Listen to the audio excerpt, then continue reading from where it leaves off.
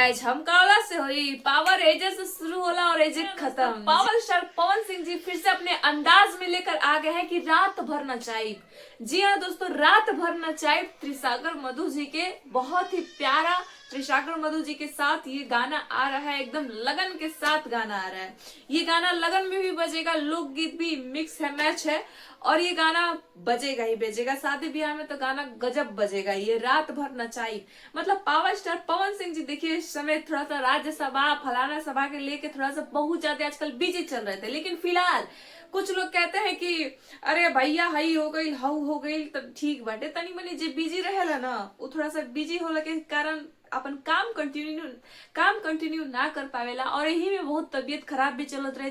जैसे कि रहो सबके सूत्रों के अनुसार पता चलल हुई ज्योति सिंह वाला मैटर में कि उनका तबियत खराब रहल हटे और यही में राज्यसभा दिल्ली फिर पटना दिल्ली पटना इन्ने उन्ने जाए के रहल हटे, एक वैसे कंटिन्यू काम ना हो पाते रहे तो बहुत लोग मजा उड़ावत रहल। तो भाई अगर शेर शांत बटे तेकर मतलब का राजा जंगल के कोई और हो जाई ना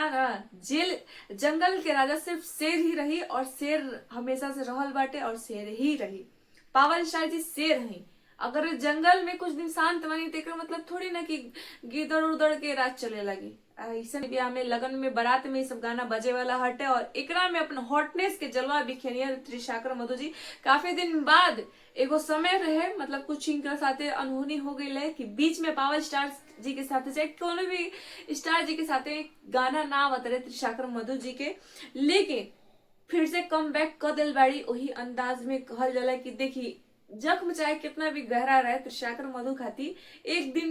दिन भर जाला। तो ये चीजें आप बस अपने लगन पे ध्यान दी और यही चलते आज त्रिसागर जी मधुर जी लगन पे ध्यान देते हुए रहल बेड़ी तो आज फिर से पावर स्टार पवन सिंह जी के साथ कम बैक कैले बाड़ी और कम बैक इतना तगड़ा होके वाला बाटे कि अपन हॉटनेस के जलवा बिखेर के पूरा यूपी बिहार के एकदम खुश कर दिया। आप लोग बताइए जा दोस्तों कि रात भर नचाई ई गाना बाटे जौन एकर वेट करत तनी जा कि ना करत तनी जा और कितना पावर स्टार जी के चाहे वाला बाटे उस चैनल के सब्सक्राइब करो और थोड़ा सा ढेर सारा कमेंट बॉक्स में सपोर्ट करिए जा कि आज भी अगर राज्यसभा से निकलने के बावजूद भी पवन सिंह जी आप लोगों के लिए अगर न्यू गाना लेके आए तो हमारे पावर स्टार जी के चाहने वाले आज भी भरपूर